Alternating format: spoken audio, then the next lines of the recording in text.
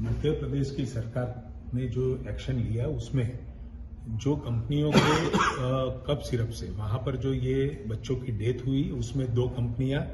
एक safe pharma और एक रेंडेक्स फार्मा, दोनों गुजरात बेस हैं और यहां से वो उसका प्रोडक्शन करके वहां पर सप्लाई की गई थी और इसी दवा की वजह से हुआ ऐसा उनका मानना भी था और वहां पर नॉट स्टैंडर्ड भी हुए और इसकी वजह से हमने ये दोनों दवा कंपनियों को प्रतिबंधित किया है। जितनी भी